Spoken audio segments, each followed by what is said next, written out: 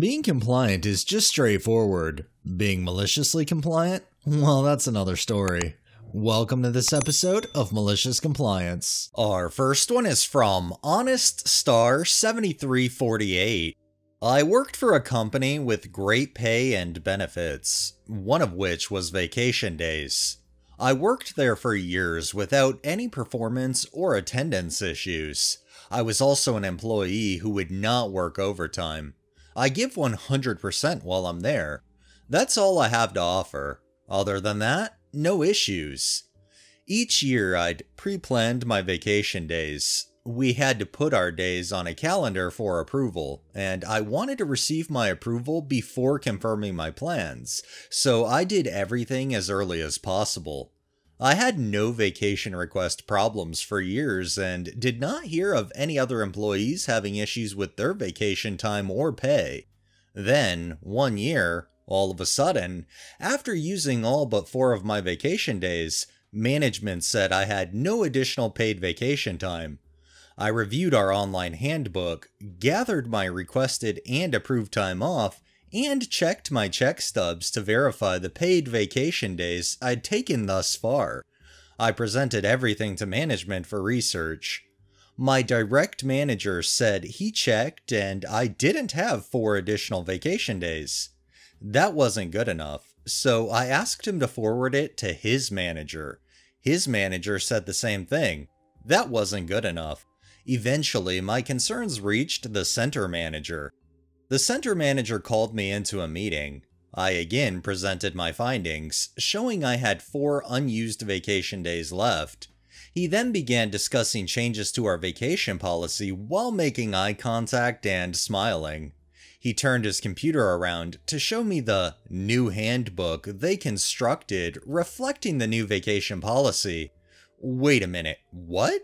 There's an online employee handbook, yet I'm supposed to go by a new handbook, not known to the employees. Make that make sense. I politely said, okay, and walked out. I removed my 4 days from the vacation calendar. I then began chatting with other employees to see the number of days they had taken for that year and the number of days they might have left. Conversations like, how was your vacation? How long did you stay? Are you choosing a different place to spend the rest of your vacation days?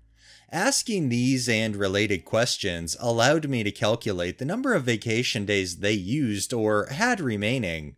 I did not find one other employee having my issue with vacation time.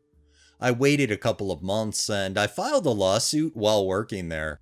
Other employees did not know about my lawsuit, at least not from me, but I'm sure management knew.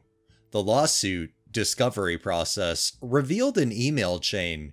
The email chain showed the center manager directly asking Human Resources about my 4 unused vacation days, and Human Resources confirming I had 4 unused vacation days.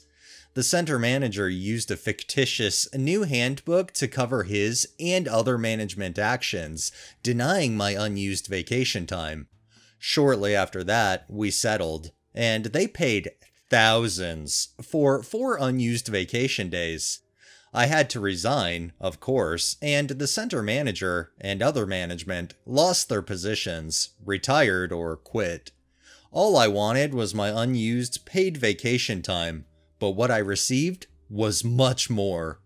The sad thing in this whole thing, I don't think the center manager or any of the other management should have had the luxury to be able to retire or quit. They should have outright been fired because what they did was clearly illegal and the lawsuit against them, well rather the company having to pay out, proved that.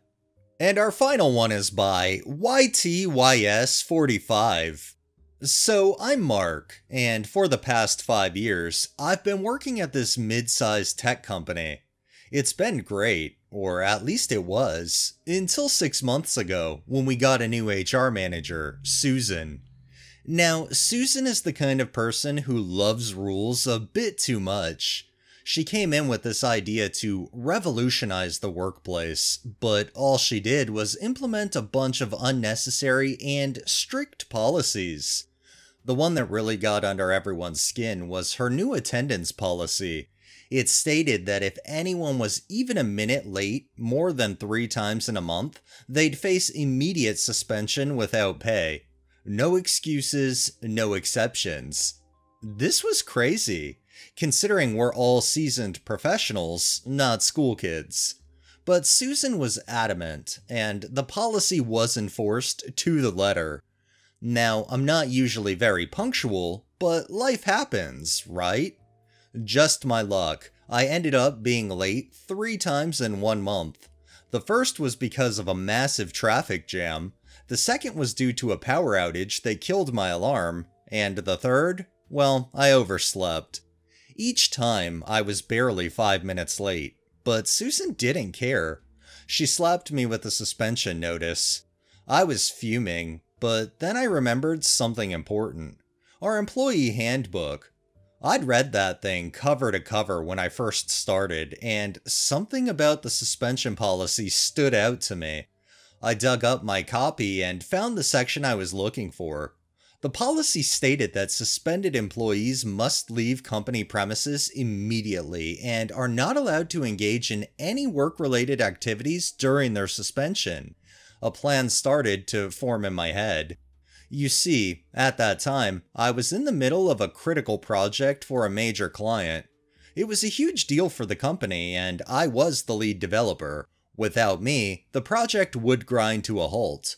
So I decided to follow Susan's policy to the letter.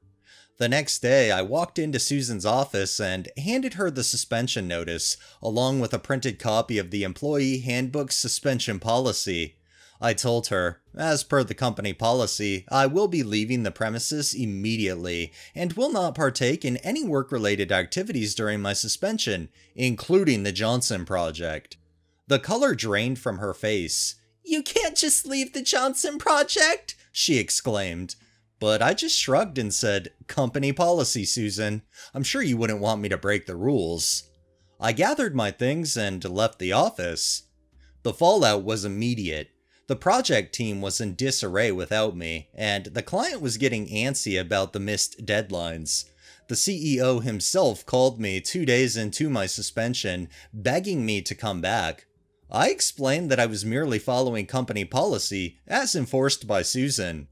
Long story short, the CEO had to intervene. My suspension was lifted, and I was back to work the next day. The best part? Susan's ridiculous policies were all reviewed and mostly scrapped. She's still with the company, but let's just say her enthusiasm for rulemaking has significantly diminished. So there you have it, folks. Sometimes following the rules a little too closely can be the best form of rebellion. And always know your employee handbook. This was just beautifully executed from start to finish, and in the end, what can anybody say except OP was literally just following the company rules? I'd like to think that this entire situation taught Susan a very valuable lesson about trying to act like she runs things. Alright, that's enough maliciousness for the day. Well, that wraps up this episode of Malicious Compliance. If you liked the video, please drop a like, share my content on all of your social media, subscribe if you haven't already, and make sure to hit that bell so you're notified every time I upload, and drop a comment down below. It really helps with the algorithm and helps new people find my channel. Thanks for watching, thanks to my patrons and super thanks contributors. Have a great day and stay safe out there.